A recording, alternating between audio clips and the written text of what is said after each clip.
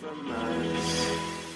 And I want you, we can bring it on the floor. Never danced like this before. We don't talk about it, dancing on. Hey guys, what's cracking? Today we're back trying to start off that new schedule that I was talking about in my channel news video. Today we're going to be looking at the fire type and doing a competitive analysis of this type. Alright, so let's get started. So looking at the history, and this isn't even really history, I call it history, but it's more like just history, tidbits, stuff like that. Alright, prior to the physical special split of Generation 4, all fire type attacks were considered special. This really sucked for some physical attacking fire types, which were pretty common actually, like namely Pokemon such as like Entei, I know like Arcanine. There were some physical fire type attackers, Flareon, but unfortunately there's still not a whole lot in the field of fire type physical attacks. The only one being Flare Blitz, which has the nasty side effect of having a really big amount of recoil. So Pokemon like Flareon really kind of are just screwed over still. But that's just how it is, I guess. 60% of all Pokemon are fire types, and then that consists of 8.3% of Pokemon, making it the 8th most common type.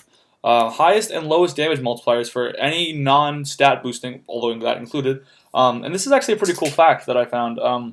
So highest and lowest damage multipliers. So this means like with resistances and field effects resistances, ability, field effects, all that factored in.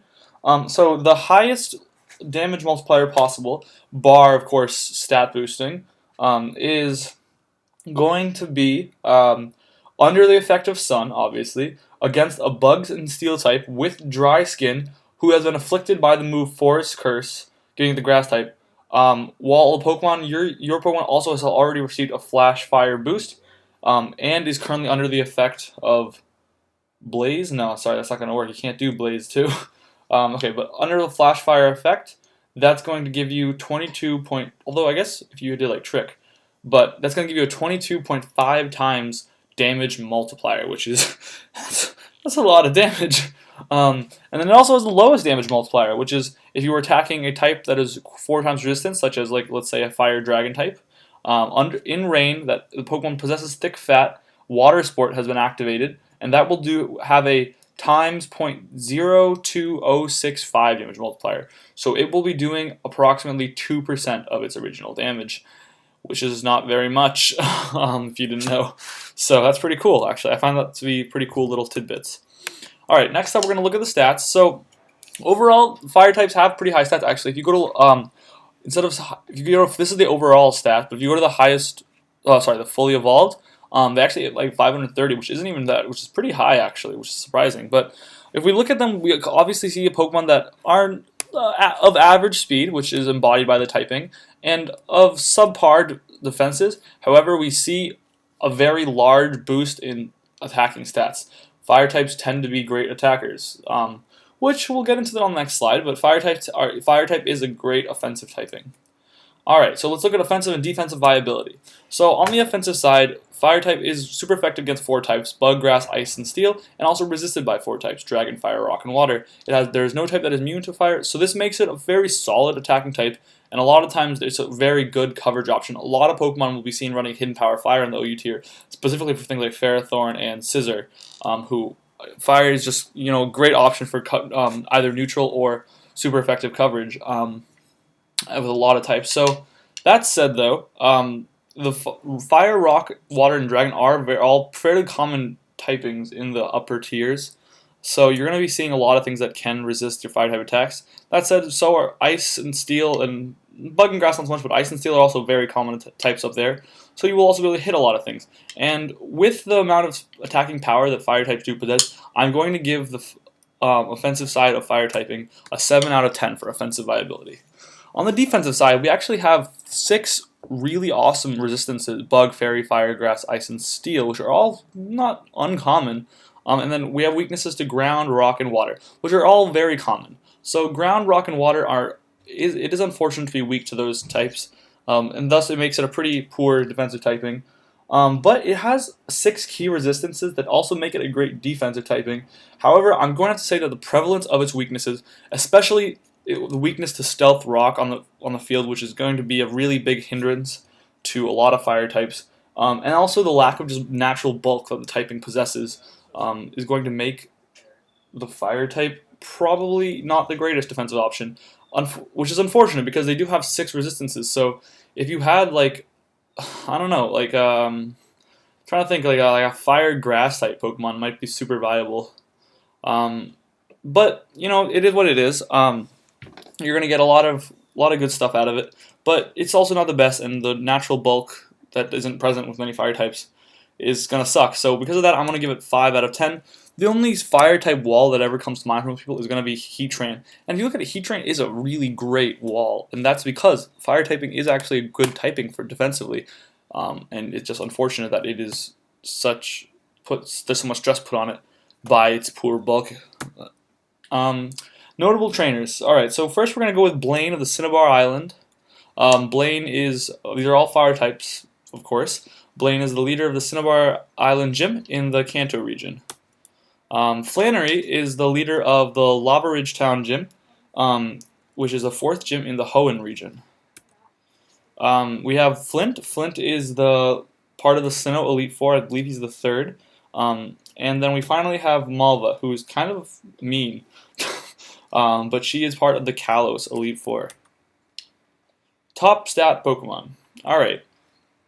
So, you're gonna see here that fire types really just aren't super bulky for the most part. Namely, of Entei, who's actually does not have a great HP stat, but still somehow is the top fire type for HP, coming in at a 115 HP stat, which is no doubt a great, because Entei is, for all intents and purposes, of offensive Pokemon, and that's a great amount of bulk for an offensive Pokemon. But you got to think, if the most bulky, at least the most highest HP stat on your entire typing belongs to a physical, like, offensive Pokemon, yeah, that's a little sketchy. So you're gonna have to keep in mind 115 is not a high HP stat by any means in the world of high HP stats. Coming in at the top attack stat is Primal Groudon with a mind-boggling 180 physical attack. Regular Groudon is not fire type, but Primal Groudon is, so we will be using Primal Groudon on this list. Primal Groudon also takes the spot for top defense, which is 160, which is a great amount of physical defense. It can really sponge up a lot of hits. Plus, with it is only weak to, I believe, one type, being the ground type, which is due to its 4 times weakness to water being neutralized by its ability, which is really, really fantastic, actually. Coming in for the top special attacker is Mega Charizard Y. Mega Charizard Y has 159 special attack, which is a really great special attack set, especially for a non-legendary Pokemon, but it's really good for a Mega Pokemon. But along with that, what's really impressive about it is Under the Sun, of course, which Charizard Y brings in with its drought. It's going to really mess some people up. That's going to be a lot of damage, and it's known for its wall-breaking abilities. Alright, so next we have Ho-Oh coming at the top special defensive slot, and Ho-Oh hits 154 special defense.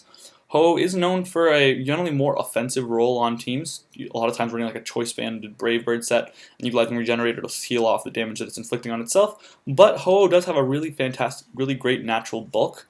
The biggest problem, of course, being its 4 times weakness to Stealth Rocks. But again, good natural bulk and the strong attacking prowess makes Ho a threat in the Ubers tier.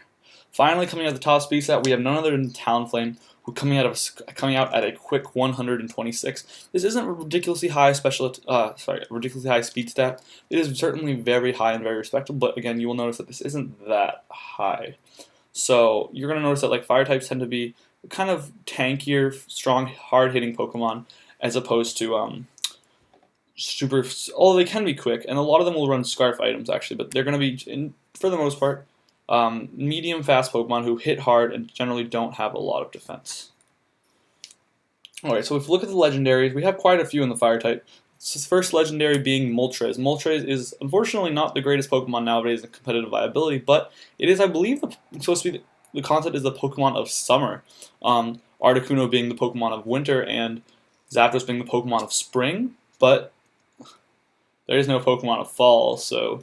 But, I don't know, it's one of the original 3 legendary birds from the Kanto region. Next up we have Ho-Oh. Ho-Oh is the cover mascot for Pokemon Gold and Pokemon Heart Gold.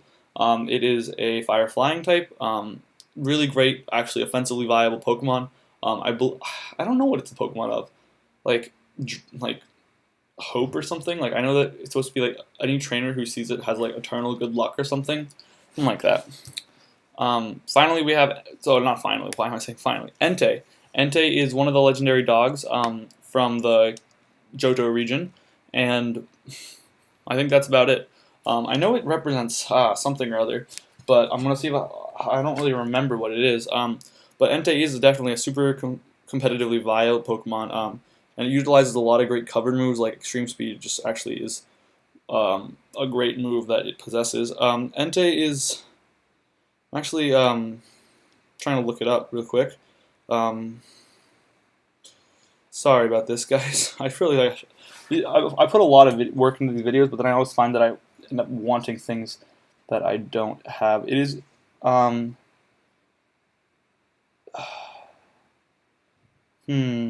doesn't seem to say.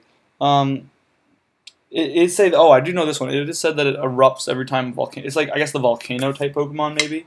It embodies the passion of magma. I didn't know magma was particularly passionate about any issues or anything, but okay.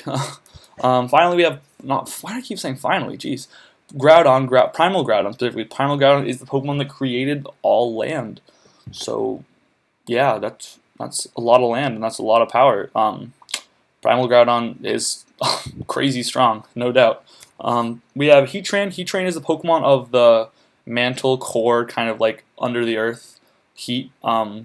It lives in caves generally. It's not as strong as other legendaries, but it is pretty strong, and that makes it one of the top, generally defensive Pokemon. Surprisingly, even though it runs a incredibly high special attack set, it is commonly utilized as a defensive Pokemon, which I always found surprising. We have Victini, which is the Pokemon of Victory, if that V wasn't obvious enough. Its signature move being the absurdly strong V-Create, but it's a Fire Psychic type and definitely packs a wallop. Unfortunately, not making the cut for the OU tier, but not making the cut, but a little too strong for the U tier, landing it in BL. Oh, geez, what did I just do? There we go. Sorry about that. Then finally we have Reshiram. Reshiram is the Pokemon of Fire Energy, I guess.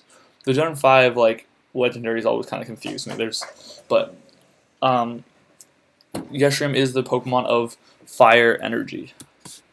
Oh, what is this? Okay, sorry about that. All right, so if we keep looking, we're gonna look at competitive moves. Unfortunately, Flamethrower is like being really glitchy, so we're gonna have to live with that. Sorry about that, guys. But okay, if we keep moving on, we have Sunny Day, which creates the sunlight weather effect. Eruption, which is based on your HP and does a lot of damage potentially, about 150 to a 0 base power attack. Overheat, which does 130 base power with 90% accuracy, a little more reliable damage. Unfortunately, you can't really use it more than one turn because it drops your special attack by 2 stages. Fire Blast, which has 110 base power, 80% accuracy, 30% burn chance, a little less accurate, a little weaker, but you can keep spamming it. Flamethrower being the kind of next option down, which is like very reliable, but a little weaker than both of those. Heat Wave, which has 95 base power, 90% accuracy, 10% burn chance, and is very common in doubles battles because it is a spread move. V-Create, which is actually, I believe, besides Bar Explosion, the strongest attack in the game for base power. 180 base power with 95% accuracy, and it will give you a defense, special defense, and speed drops. Otherwise, it would be crazy. It is the signature move of Victini, as I said earlier. Flare Blitz, which is one of the only really physical attacking fire-type moves, the other being I can think of being like Flame Charge, and like Blaze Kick, I guess, which all have pitiful distribution besides Flare Blitz. But Flare Blitz will give you 120 base power, 1/3 recoil, and a 10% burn chance. Will-O-Wisp, which is a really common move in competitive plays, has a great distribution, and it burns the foe, and it has 85% accuracy. Blast Burn, which is a signature move of all starters, essentially, or not signature, but only learned by Fire-type starters, primarily, has 150 base power, and 90% accuracy, which is crazy, but then it takes a turn to recharge. Finally, we come to Lava Plume. Lava Plume has a 80 base power and 100% accuracy, actually, which is kind of like Flamethrower. Pokemon will utilize it if they really care about getting the burn chance over raw power. If we look at competitive Pokemon, we have a lot of really great Pokemon, actually.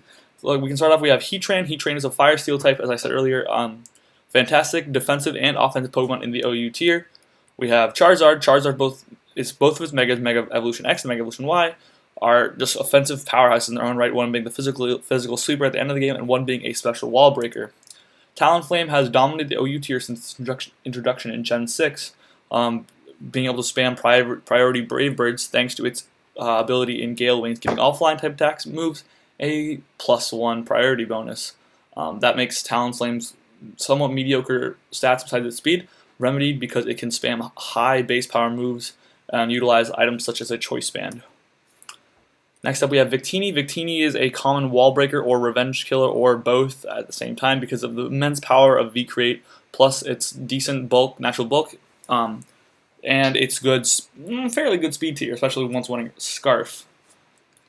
Volcarona is a fantastic setup sweeper that finds itself a little struggles in OU because there are quite a few options that just hard wall it, things such as Heatran, Chansey, and it gets worn down very easily by Stealth Rocks, so it doesn't have enough going for it, but it does have access to Quiver Dance, which is arguably the best boosting move in the game, or at least one of, thanks to it gives you a +1 special attack, +1 special defense, and a +1 speed boost, giving you a lot of power and augmenting your bulk all very quickly.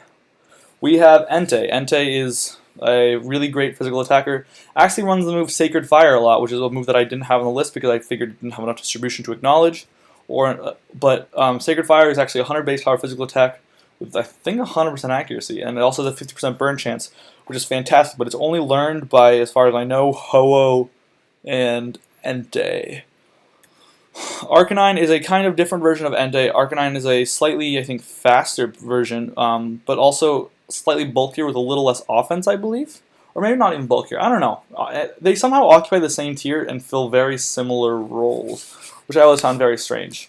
We have Darmanitan. Darmanitan is a beastly revenge killer and a beastly wall breaker, using the power of sheer force and high-powered Flare Blitz stab moves. We have Infernape. Infernape was a staple of the OU tier in previous generations, but the power creep proved to be a little bit too much for it. And Infernape is a firefighting type, as many other starters are, unfortunately, but it has a fantastic move pool, both as an offensive lead and as a potentially an offensive pivot, or just a revenge killer, whatever you really need it. And Infernape will get for you. Finally, I feel like acknowledging Blaziken. Blaziken hasn't been able to be in OU since Generation 5, granted it with the Dreamworld ability of Speed Boost. Speed Boost just proves to be too much of a force to deal with, and the problem with Blaziken that it has that with Speed Boost that no other Pokemon that uses Speed Boost has is that Blaziken also has the offensive stats to really brutalize Pokemon once it becomes faster than them. So really all you need to take is one turn, maybe set up a Swords Dance, take a single hit. With Blaziken's bulk isn't even the worst, that it can't take one maybe neutral hit. Get your speed boost, get your attack boost, and just proceed to just walk after there. So yeah, Blaziken has been banned for a long time, but I just wanted to list it as a competitively viable Pokemon. Unfortunately, it does not see a lot of usage in the Ubers tier. Alright, next we have abilities. Abilities include Drought, which begins the Sunlight Weather effect, Flash Fire, which gives you a immunity to fire type and boosts your fire type attacks when an opposing Pokemon uses a fire type attack on you. Blaze, which boosts fire type attacks when your health is below 1/3, generally attributed to Pokemon that are the starters. Flame Body, which is a chance to burn on contact. Magma Armor, immunity burns. Flame Body and Magma Armor also both have a out of battle effect and game effect, where they have the time an egg takes to hatch. It was a cool little tidbit, might help you with breeding if you didn't know it, but you probably already did. And White Smoke, which is I think only Torkoal actually, but it means your stats cannot be reduced. Alright, so that was my video, guys. I hope you enjoyed. These do take a lot of time, so again, honestly, this takes me like a couple hours of just like gathering information, preparing the video, and like taking notes on all the things I want to talk about. So if you enjoyed the video, please like, comment, rate, subscribe, all that good stuff. And it would really mean the world to me. I hope you guys enjoyed, and check in. We're going to be releasing a lot more, or I'm going to be, not we, I don't know why I said that, but I'm going to be releasing a lot more stuff in the coming days.